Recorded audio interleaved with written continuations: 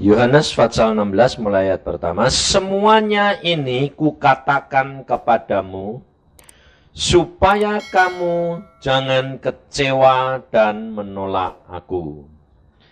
Kamu akan dikucilkan, bahkan akan datang saatnya bahwa setiap orang yang membunuh kamu akan menyangka bahwa ia berbuat bakti bagi Allah. Mereka akan berbuat demikian karena mereka tidak mengenal baik Bapa maupun aku. Tetapi semuanya ini kukatakan kepadamu supaya apabila datang saatnya kamu ingat bahwa aku telah mengatakannya kepadamu. Saudara, Tuhan Yesus mengatakan hal ini disebabkan karena pikiran, pendapat daripada murid-murid Tuhan Yesus ini salah. Mengapa murid-murid Tuhan Yesus mempunyai pikiran dan pendapat yang salah? Karena mereka diajar bahwa Mesias itu tidak akan mati untuk selama-lamanya. Nah, hal yang dia dapatkan bahwa Mesias itu tidak akan mati, ini benar enggak? Benar tak? Benar tak? Benar. Memang ternyata Mesias itu harus mati dan bangkit dan hidup selama-lamanya. Nah, hal seperti ini kerap kali melanda orang Kristen. Bahwa kalau Tuhan berfirman bahwa Mesias itu tidak akan mati selama-lamanya, itu betul. Tetapi di tengah-tengah perjalanan ini ada peristiwa yang menyebabkan Mesias ini mati dan bangkit kembali untuk hidup selama-lamanya. Nah, hal ini orang Kristen kerap kali juga begitu. Kalau dia hidup lalu bertobat menjadi orang Kristen, dan Tuhan berkata, aku datang untuk memberikan domba-dombaku hidup berkelimpahan. Nah, kalau dapat firman seperti itu, yang dipikirin akhirnya atau perjalanannya. Biasanya yang dipikirin kelimpahannya, betul tak? Tapi tidak pernah dipikirkan jalanannya. Nah, hal ini persis orang Israel pada waktu dibebaskan dari Mesir ke Kanaan. Tuhan Allah berjanji, aku akan menuntun kamu ke tanah yang penuh dengan susu dan madu. Tanah yang subur, penuh dengan kemakmuran. Nah, lalu orang-orang ini keluar dari Mesir, pikirannya apa? Makmur, lah. Tapi pada waktu dia dituntun di padang belantara, bagaimana? Nah, ternyata hal ini melanda orang Kristen enggak? Hah? Iya. Lah kenapa kok iya? Hah? Lupa dan tidak mempelajari firman Tuhan. Padahal Alkitab sudah berkata, Tuhan Yesus mengajar kepada murid-muridnya. Dia berkata, semuanya ini kukatakan kepadamu supaya kamu jangan kecewa dan menolak aku. Karena Tuhan Yesus tahu bahwa jikalau nanti dia dianiaya, muridnya itu kecewa, saudara. Demikian juga saudara dan saya kerap kali nanti kalau ini mengalami perjalanan ini, loh kok Tuhan katanya kelimpahan. Kok lewat padang pasir, padang belantara. Coba kesaksian nih Pak Heru tadi. Dia bangkrut, dia habis-habisan, terus turut Tuhan. Loh, turut Tuhan sekarang melayani. Katanya dia melayani Tuhan itu dicukupi, betul? Betul enggak? Loh, kenyataannya dia dicukupi enggak? Cukup. Tapi jalannya itu ngalami kantongnya kempes. Lah itu yang saudara enggak mau dah. Kalau dikatakan dicukupi, pikirnya kantongnya kebak terus. Loh, lah kalau penuh terus, saudara tahu kemuliaannya Allah mana? Tapi kalau kempes dulu, cukup, lah itu yang aneh. Kempes, uang 3.000 bisa bayar 10 juta. Tapi tidak bisa jungkok kayak anaknya susung. Lah itu lah. Aneh dah? Aneh dah?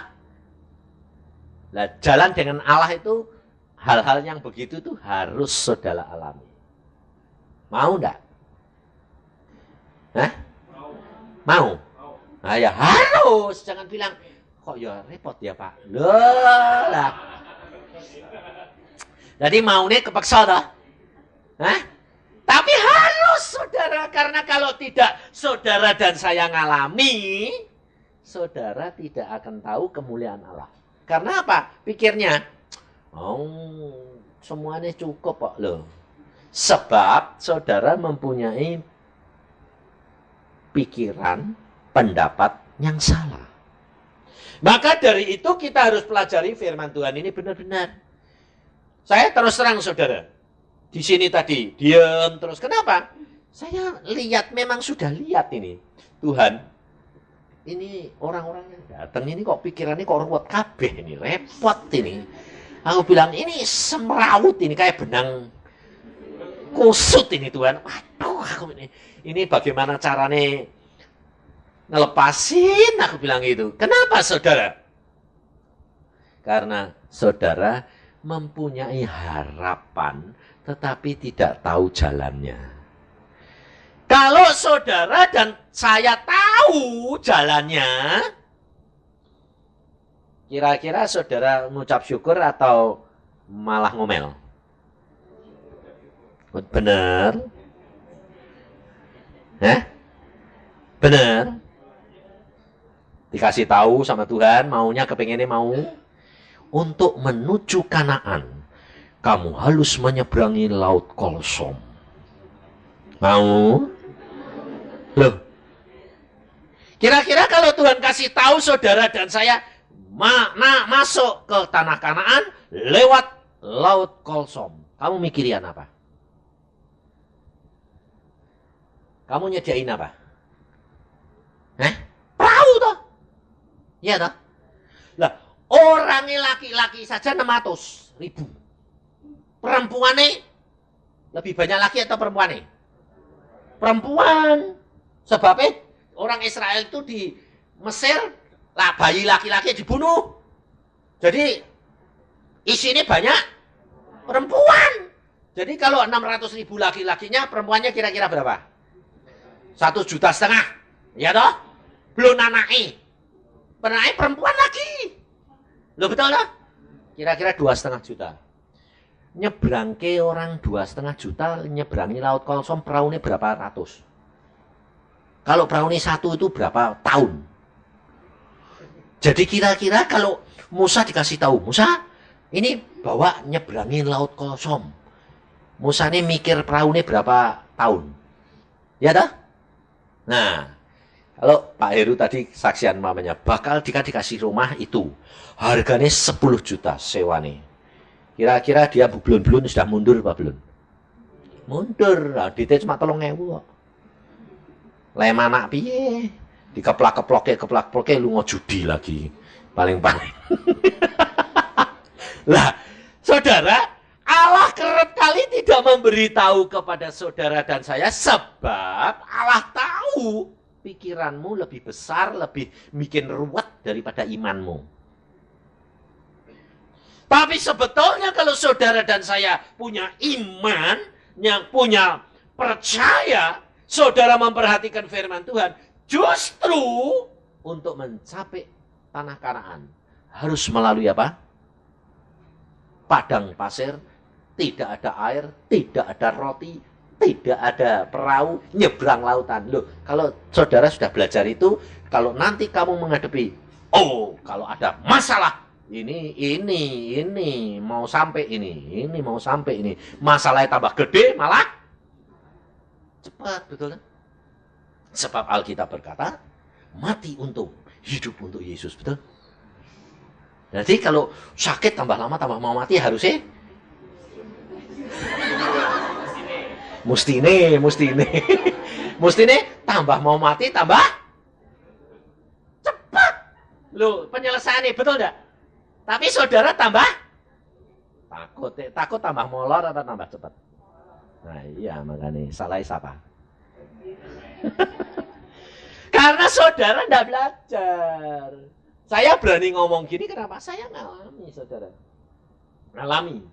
Saya kalau sakit, saya bilang, Tuhan, kenapa kok aku sakit ini? Wah, ini salah, mesti dosa ini. Saya periksa, oh ya, saya salah sama Tuhan. Nah, terus minta ampun. Setelah minta ampun, lalu terus sembuh gitu. Kok enak? Nah ini kerap kali orang Kristen, sudah bertobat Tuhan, kok tambah sakit? Loh. Kalau saudara sudah bertobat, Alkitab berkata apa? Ucapkan syukur. Lah kok malah ngomel? Oh, dosa lagi. Sakitnya tambah lagi. Saya kalau sudah sakit, sudah bertobat, minta ampun, saya mengucap syukur. Kalau tambah sakit, saya bilang, ini malah yang benar. Kenapa? Ujian ini. Loh. Tambah parah. Is beneran, ben cepet. Loh. Cepet ada dua toh. Cepet mati, sembuh. Loh ya toh. Loh, saudara mau cepat atau mau diperpanjang? Diperpanjang juga ada dua loh. Pergi dokter itu sakit, pergi dokter diobati. Ada dua. Kanker, dibestral, diperpanjang hidupnya. Tapi tetap mati. Ya toh? Atau yang cepat mati atau sembuh? Enak yang mana? Enak cepat mati atau sembuh kalau tidak punya duit. Jujur. Kayak kecepet. Ya wes Tuhan, wong cepet tok mau apa kowe? Tapi kalau kamu punya duit, bilang apa? Wah ya usaha manusia, betul enggak? Nah ini saudara. Jadi sebetulnya enak punya duit apa enggak?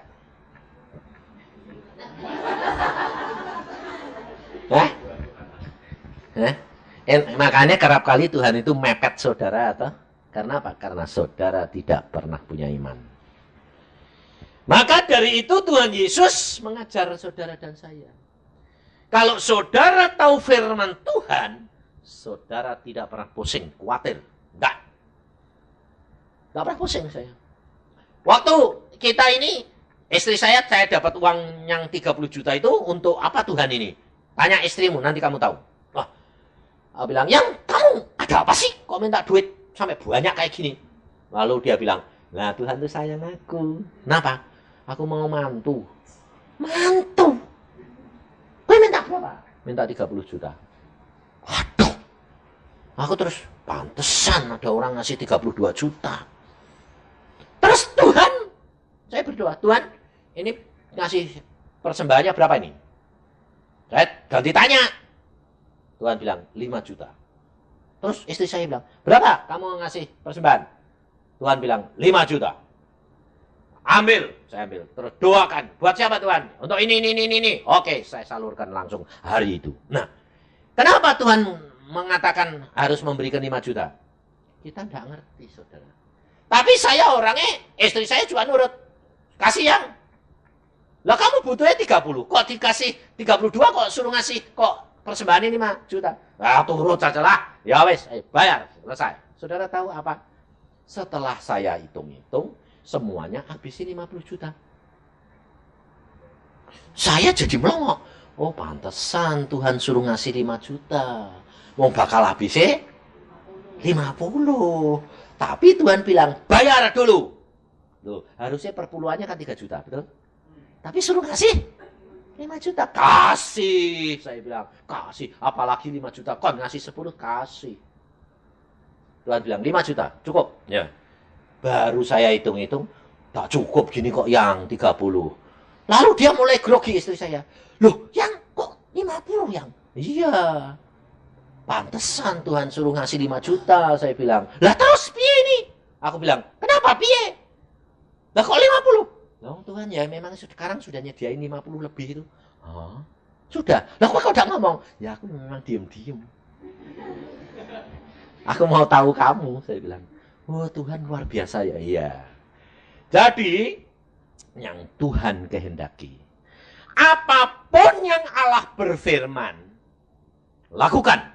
Gak usah mikir-mikir. Betul? Kira-kira kalau Pak Heru tadi kakak banyakan mikir, jadi enggak? Enggak jadi, ngemper deh Indonesia jembatan. Loh, saudara, sebab saya ngalami. Kalau saya enggak disuruh kontrak, saya disuruh beli. Pada waktu itu sama, dia enggak punya duit, aku enggak punya duit. Aku bilang, Tuhan ini kontrak lagi. Enggak, aku berikan kamu rumah. Lah duitnya bukan urusanmu. Ya sudah. Tapi saya dapat rumah yang saya tempati sekarang. Tahun 73 itu harganya 7 juta. Padahal tidak punya duit 1 sen. Dan rumah saya sekarang harganya kira-kira sekitar 300 ribu. Kok 300 ribu?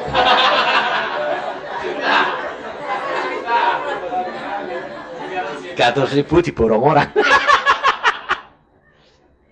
Nah, itu saudara. Maka dari itu kita ini yang penting itu nurut.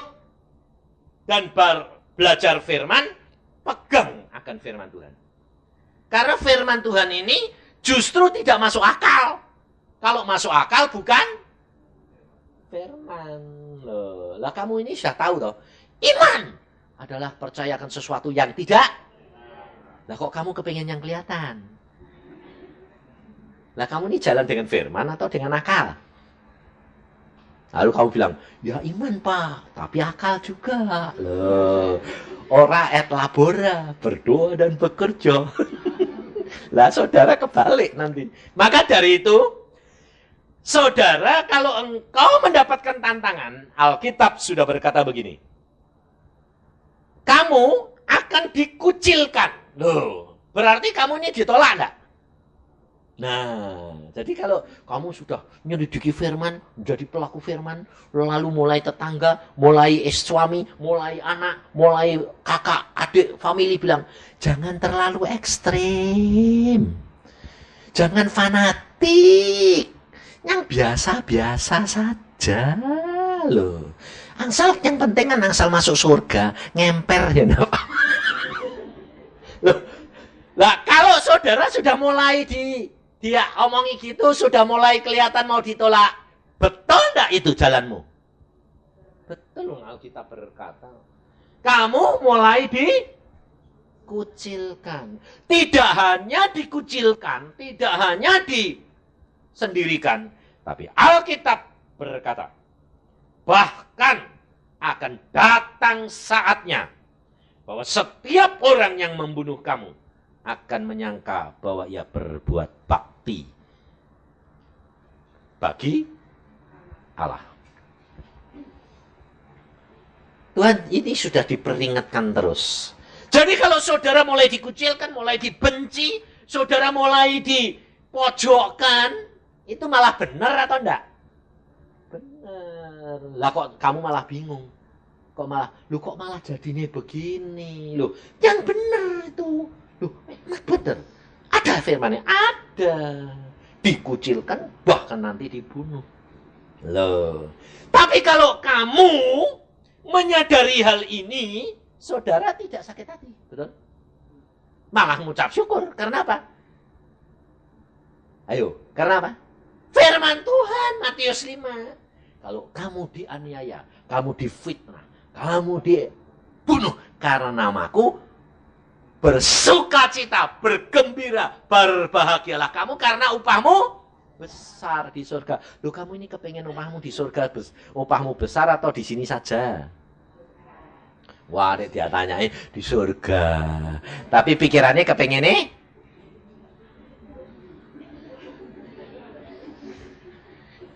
Saudara itu harus kepengennya dua. Surga ya di sini? Ya. Sebab kenapa kok kamu di sini menek? Ya.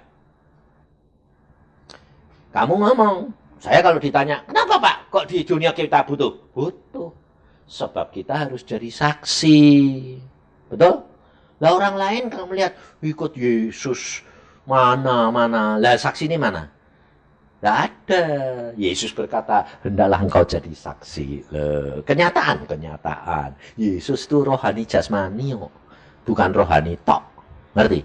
Maka dari itu, saudara perhatikan.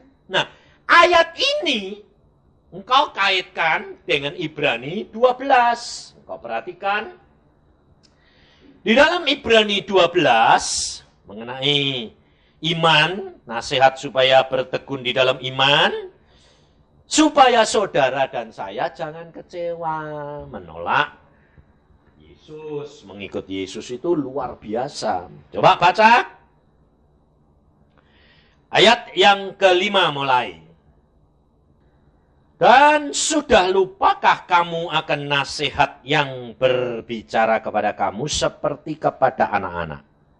Hai anakku, janganlah anggap enteng didikan Tuhan.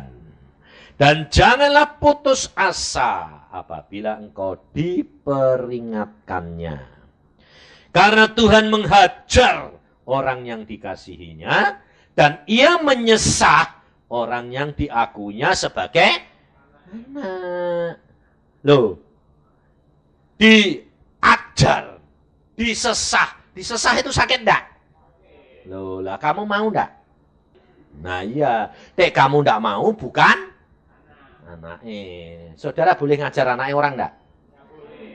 Nanti anaknya tonggomu juga pegang kebukono. Oleh enggak? Boleh enggak? Enggak boleh. Tapi kalau anakmu boleh. Demikian juga Allah. Kalau saudara dan saya sudah menjadi anak Allah, saudara harus siap. Siap. Siap diapain? Loh, kamu ini anak-anak Allah enggak? Loh, kamu siap enggak? Harus. Jangan bilang, wah lu kok enggak enak Pak. Loh. Sebab Alkitab sudah berkata, kamu bakal diajar. Untuk perlunya diajar supaya apa? Loh, saudara ini ngajar anakmu untuk apa? Supaya apa? Nurut. Kok baik? Kamu ndak ajar, kamu hajar karena dia ndak nurut, toh? Tapi kalau nurut, kamu ajar ndak? Nah, kalau engkau dihajar, itu karena ndak nurut. Tetapi kalau kamu mendapat ajaran, kamu harus sadar, wah aku ini pasti ndak nurut ini. Dan aku nurut, pasti ndak diajar. Nah, lalu bukan hanya diajar, disesah. Disesah itu lebih berat daripada diajar. Bukan digebuk, kalau diajar itu cuma sekedar digebuk secukupnya. Kalau disesah itu digebukin sampai rasanya ndak kuat. Itu disesah. Saudara tahu. Kenapa kok saudara harus disesah? Karena hatimu, watakmu, perangaimu ini luar biasa bandeli. Jadi bahasa Jawa paling enak, ndableke. Wah. Jadi karena kalau dikasih tahu ndak nurut, kasih ndak nurut, gebuk ndak nurut, disesah. Kalau disesah, itu saudara kalau nanti lepas dari sesahan, saudara tidak akan berbuat hal itu lagi. Maka kalau sesah itu contohnya tentang keuangan. Kalau engkau terikat keuangan, dihajar, itu rugi sedikit. Tapi kalau disesah, habis ludes. Kalau penyakit, kalau sakit flu, itu dihajar. Tapi kalau kanker, itu disesah. Sebabnya apa? Kalau kanker sudah ada harapan hidup enggak? Enggak, itu disesah. Nah, maka dari itu saudara harus siapkan dirimu. Karena iman itu ditingkatkan karena penderitaan. Dan ujian iman itu selalu melalui penderitaan. Tidak enak. Dan justru di situ engkau menang atau kalah. Menang, lulus, naik. Kalah, ngulangi lagi. Anak-anak yang saudara yang sudah pernah tinggal kelas. Kira-kira untuk naik kelas lebih belajar lagi lebih gampang, lebih susah? Lebih, Oh, gampang Pak, kowe nanti ngulangi terus, Pak. Orang sekolah kalau sudah pernah tinggal di kelas, untuk belajar lagi susahnya luar biasa. Kenapa? Karena merasa ini sudah pernah diajari, tapi jadi kalau belajar lagi malas. Jadi susah naik kelas. Ngerti? Ini. Maka dari itu kalau engkau dan saya diajar Tuhan, cepat-cepat nurutan. Tidak nurut digebuki. Tidak nurut lagi disesat. Sebabnya apa? Sebab saudara dan saya anaknya. Kalau tidak diapa-apain, kamu sudah jadi orang Kristen, tidak diapa-apain, hati-hati. Mesti periksa, aku ini sudah dibuang atau tidak, kok tidak diperhatiin nih. Wah, salah tidak diapa-apain, salah tidak diapa-apain. Waduh, jangan-jangan aku harus dibuat Tuhan ini. Hati-hati, saudara. Jangan lihat berkat, tapi lihat ajaran Tuhan. Kalau engkau dan saya masih diajar, itu tandanya Tuhan cinta. Kalau engkau sudah disesat, tandanya kamu harus hati-hati. Itu adalah peringatan yang cukup berat. Sebab berarti kamu bandelnya luar biasa, maka harus disesat. Tapi kalau Tuhan lihat bahwa kamu disesat tidak bertobat, hanya ada dua jalan.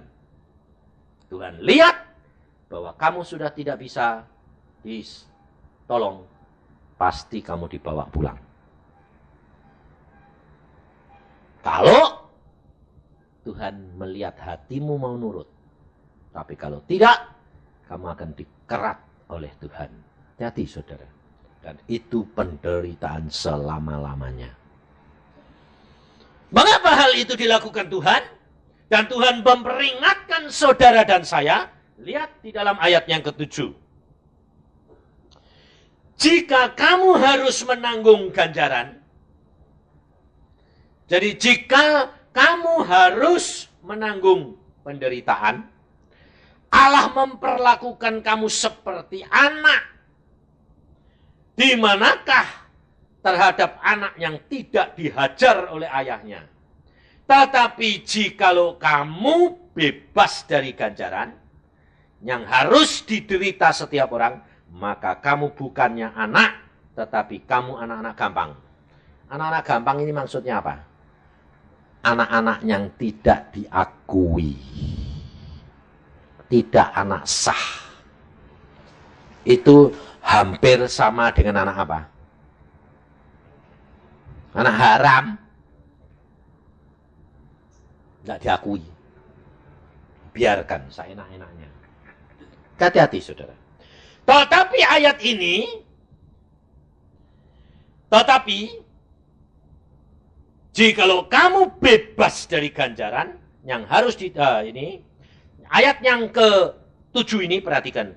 Jika kamu harus menanggung ganjaran, Allah memperlakukan kamu seperti anak.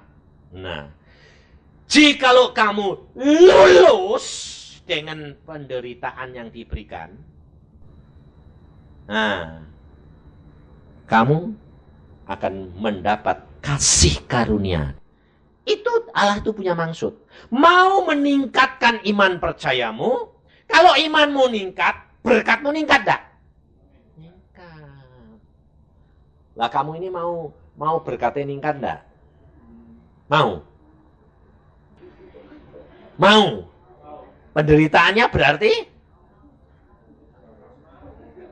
harus mau. Anak SD sama anak SMP ujiannya gampang mana?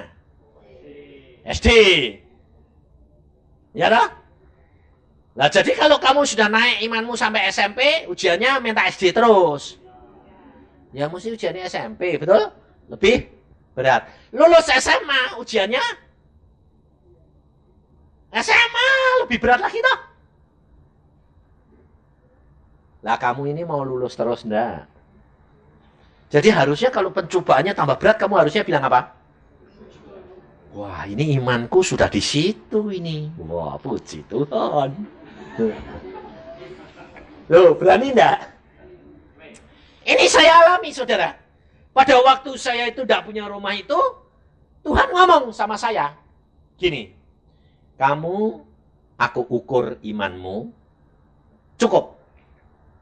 Kamu boleh cari rumah seharga 5 sampai 7 juta. Waktu saya katakan sama istri saya bilang, Yang, udahlah Yang, jangan ngambil yang 7, ngambil yang 5 aja. Wong ukurannya 5 sampai 7, ngambil yang minimal aja, ringan. Ya betul toh? Saya bilang, enggak. Loh, enggak. Kenapa? Nah, Tuhan sudah mengukur aku 5 sampai 7 kok. Aku ngambil yang 7. Sebabnya aku ngambil 5. Nanti naiknya baru 6, baru 7. Lama. Kalau 7 ngetop. Habis itu naik lagi. Lah cepet Yang. Aduh Yang, jangan murka. Loh. Jangan murka. Loh, saya tanya, itu murka enggak? Hah? Enggak, karena itu ukuran yang sudah diukur oleh Tuhan, jatah. Kalau orang murka, saya dijatah 7, minta 10. Itu murka, betul? Nah, saya bilang, enggak Yang. Aku mau ngambil yang 7. Dan saudara tahu, istri saya bilang apa? Ya sudah, aku tak sembayang, tak dukung kamu. Tapi kamu yang ngambil keputusan sendiri ya. Jangan tanya saya ya. Ya, sebabnya aku tidak mampu. Ya, dia dukung. Saudara tahu saya dapat rumah berapa? Kurang berapa? 1 jam. Tidak kurang sehari. Pak Heru kurang berapa Pak? 2 hari ya Pak? Saya kurang 1 jam. Sebab ukurannya mepet.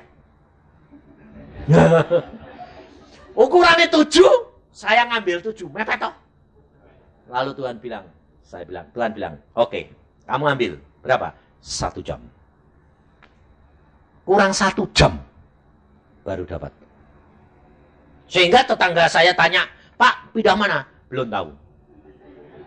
Dia bilang, sombong amat. Mau pindah kok ditanyai kok tidak tahu. Loh lah, belum tahu. Tapi orang tidak percaya, saudara. Karena apa? Mana ada. Orang mau pindah kurang sehari, belum tahu. Tidak ada. Sampai tukang yang angkut barang saja tanya sama saya. Pagi-pagi barangnya sudah diangkuti masuk ke kereta. Dia bilang, Pak, jalan pindah kemana? Belum tahu. Hah? Dia bilang, saya kerja 16 tahun loh Pak. Ngangkuti barang. Tapi belum pernah ketemu orang mau pindah. Pagi ini, hari ini ya Pak pindah? Iya. Kok belum tahu Pak? Lah belum. Loh, belum dapat rumah Pak? Belum. Jadi ini belum tahu kemana Pak? Belum. Nah ini barangnya ikat saja, masukkan barang-barangnya, tunggu komando. Lalu sudah jam 9 itu. Jam 9, padahal jam 11. Jam 11 ya. Jam 11 itu rumah 11 atau 12 itu rumah itu harus bukan dikosongin kok. Kosongin lumayan. Dirobohkan. Kalau kosongin lumayan. Titip barang sebentar Pak, sore tak bawa. Lumayan. Hari itu orang bilang, maaf Pak, jam 11 tet, rumah ini harus dirobohkan. Karena kami sudah cari hari, tidak boleh lebih dari jam 11. Jadi barang saya itu jam 10 harus keluar. Kalau enggak kan hancur semua. Sudah masuk kretek semua, sudah masuk mobil-mobil, teman-teman sudah datang. Sudah jam 9, selesai. Saya baru keluar. Kurang 2 jam, saya baru keluar. Pak, kemana? Ya ini, saya ini keluar ini cari rumah. Loh kurang 2 jam Pak? Iya justru itu. Saya keluar, Tuhan. Asal di perapatan, saya bilang, Tuhan, aku ini ke kanan apa ke kiri? Atau terus, saya bilang, kanan. Asal ada belokan, Tuhan itu ada belokan. Terus. Ke kiri. Jadi saya dituntun terus. Padahal Tuhan sudah ngomong, rumahmu di Jalan Gatot Subroto. Nah, Gatot Subroto itu kalau di Bandung, di tempat saya dulu kontrak rumah di Terusan Ciliwung, itu sebelah selatan. Saya dituntun Tuhan arah ke utara. Kira-kira kalau saudara ingat firman di Gatot Subroto, saudara dengar suara Tuhan kanan kiri ke utara, saudara nurut enggak? Dua-dua firman Tuhan. Tuhan berkata, rumahmu Gatot Subroto di selatan. Jalannya mana Tuhan? Ke utara. Ayo, nurut enggak? Ayo. Logikanya nurut enggak? Enggak lah. Nah, itu. Ke Kanaan. Jalannya, lu kok muter Tuhan? Kok arah kebalik? Nurut, saya nurut. Sampai di jalan buntu. Sudah ke utara, Cimbuluit. Loh Tuhan, ini jalan ini buntu Tuhan. Terakhir ini. Tidak ada belokan kanan kiri ini Tuhan. Lah iya. Lula Gatot Subroto kan di selatan Tuhan. Lah iya. Lah kok ini utara? Lah iya. Jangan loh. Ya sudah aku nurut. Terus di nomor 82 ada pintu buka. Tuhan bilang masuk. Masuk. Lalu, loh ini rumahnya siapa Tuhan? Ya ini. Loh kok ya ini? Lalu orangnya yang punya rumah Cimbuluit ini ngomong, Om cari siapa? Lah bingung gak gue? Lah aku cari siapa ini Tuhan? Bawa suruh masuk ke tempat ini. Tapi Tuhan ngomong, ya tanya. Maaf ya, saya mau tanya. Oh ya, tanya apa? Pikirnya tanya rumah, tanya alamat. Engkau ini punya rumah di Jalan Gatot Subroto? Iya. Nah mantap aku. Iya. Oh ya mantap aku. Wah ini bener. Mau dijual? Iya. Nomornya berapa? Loh. Dia tanya. Lo mau beli kok belum lihat? Ya belum tahu. Lah kok ngerti?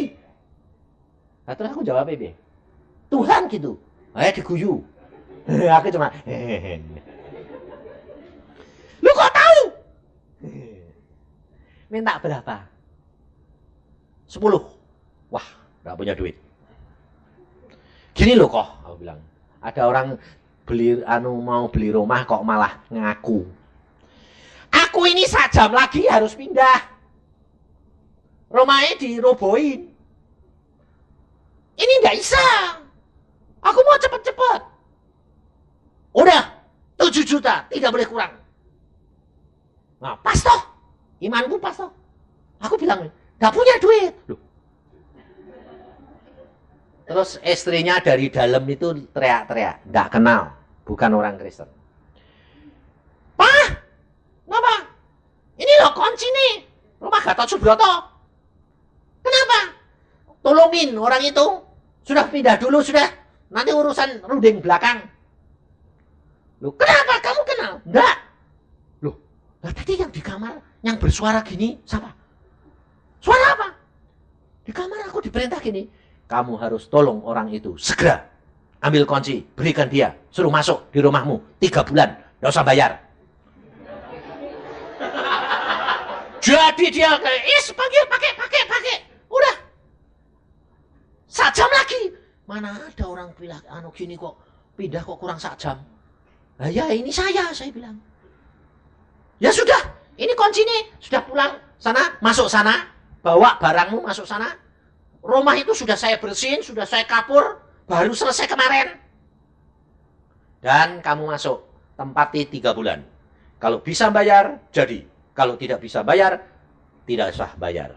Pinjam saja dulu. Luar biasa enggak? Enggak Kristen, enggak kenal. Allah bisa ngomong sama orang enggak Kristen enggak? Hah? Sama kamu bisa enggak? Hah? Loh. Saya tinggal di sana 3 bulan. Hari terakhir, istri saya nangis. Bangun jam 5, Tuhan, ya aku ini hari terakhir, bayar lagi, gak punya duit. Tuhan, ini pindah kemana lagi? Tuhan ngomong sama saya, beritahukan istrimu, jangan nangis, uang sedang aku kirim. Saya bilang, stop nangis, ngucap syukur. Uang sedang dikirim. Luar biasa dah. Nah, saya tinggal ngomong gitu tapi tidak tahu dari mana. Dari mana ini? Aku ya tanya, Tuhan dari mana? Tuhan tidak jawab. Sampai jam 9 pagi. Waktu ada bel rumah, saya deg-degan loh terus terang. Deg-degannya apa? Wah, jangan-jangan yang punya rumah nagih. Loh ya toh? Mau janji ini hari itu. Saya bilang, Tuhan yang punya rumah. Bukan. Itu bukai. Itu yang dinamakan ayam bertelur emas. Kamu itu ayam goreng. Dalamnya ada emasnya. Terima. Aku bilang sama istri saya, itu ayam goreng. Dari siapa? Dari cacikmu. Tapi dalamnya emas. Buat bayar rumah. Terus istri saya bilang apa? Mana ada orang sinting emas kok dimasuk ke ayam. Dikirim bis malam. Mana ada? Dan itu kilonan loh. Masih kilonan. Aku bilang, Tuhan bilang gitu. Akhirnya diterima. Oh ya, berat. Wah, ayam goreng kok abot. Waktu dibuka, emas. Kemudian setelah bilang, wah, saya bawa ke tukang emas, jadi ke duit. Pulang, orangnya datang. Pak, bisa bayar enggak? Bisa. Terus dia bilang, dari mana? Ayam telur emas. Kok bisa gitu, Pak? Saya cerita nih. Luar biasa. Kalau enggak ngalami sendiri, enggak percaya ya, Pak. Rumah itu sampai sekarang saya tempati. Saudara, untuk menikmati kemuliaan Allah, ada harga yang saudara dan saya harus bayar. Dan ucapkan syukur. Kalau engkau sudah di dalam jalan yang benar, tetapi malah mendapatkan tantangan dikucilkan, malah semua orang meninggalkan kamu, bahkan engkau dijepit sampai kamu sesek, kamu mengucap syukur. Karena kemuliaan Allah mau dinyatakan dalam hidup kamu. Tapi kalau kamu malah, wah ini sudah benar Pak, jalannya mulus ya Pak, wah yang tak doa kayak bertobat. Oh, belum tentu itu. Maka dari itu saudara, jangan cepat-cepat kecewa. Tetapi pelajari firman Tuhan dan peringatan Tuhan untuk kita. Kau akan melihat kemuliaan demi kemuliaan. Saya alami semua, saudara. Luar biasa Allahku itu.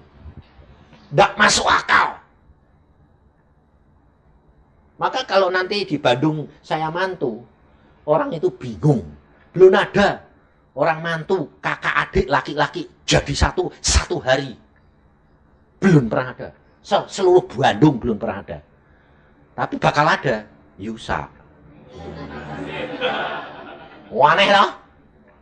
Itu Tuhan. Tuhan bilang, kamu kawinkan anakmu dua-dua laki itu. Satu hari Tuhan. Iya. Aku akan selesaikan semua urusannya. Semua beres. Luar biasa. Sampai biaya pun sudah disediain. Sampai besan-besan saya itu pedagang tapi melongo. Kenapa? Pak, mantu sekali dua itu biayanya berapa? Kamu enggak usah ngeluarin uang. Saya ya enggak ngeluarin uang. Hah? Bapak nggak ngeluarin uang, saya nggak ngeluarin uang. Nggak usah. Loh kenapa Pak? Bapakku sing biayai. Pikirnya bapakku di dunia. Loh, bapaknya Pak Yusa di mana? Oh, sudah mati. Saya bilang, sudah di surga. Loh, lah bapaknya yang mana Pak? Bapakku di surga. Terus, kan banyak Pak. Ya, sudah tak hitung. Berapa? 50 juta. Lah terus Pak, bapakku di surga ngirim cek. Berapa? 50 lebih. Waduh. Jadi saya tidak usah ngeluarin duit. Tidak usah. Wah, aku ya tidak bayar, kamu ya tidak bayar. Oh. Yang mantu Tuhan. Loh, betul tidak? Lah kalau kamu sudah dikirimi, terus kamu, loh ini kan buat saya. Yang sana ya harus keluar. Ya kasihan toh. Wong dia ya anak Tuhan, aku ya anak Tuhan. Kita sama-sama anaknya. Aku bilang, kamu anak Tuhan enggak? Ya, aku ya anak Tuhan. Nah, sama toh. Kita anak-anak semua. Kita cuma pelaksana. Dititipi anak, sekarang suruh kawin. Ya kawin ke. Aku cuma kawin Tuhan, kawin. Bareng Tuhan, bareng. Duitnya aku yang nyediain. Lah nyatanya disediain. Wis tak pusing amat. Tidak bisa masuk akal ya Pak? Iya. Kalau masuk akal bukan Allah kita ya. Maka dari itu jangan takut, jangan khawatir. Kalau ada penderitaan, ngucap syukur. Karena pasti ada upahnya besar di surga. Amin. Mari kita berdoa.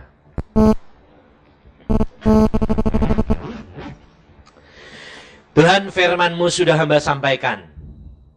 Anak-anak-Mu sudah mendengar. Dan kalau tadi datang dengan pikiran yang ruwet, hamba percaya firman-Mu akan menguraikan. Dan mereka akan melihat kemuliaan-Mu. Dan mereka sekarang dapat mengucap syukur.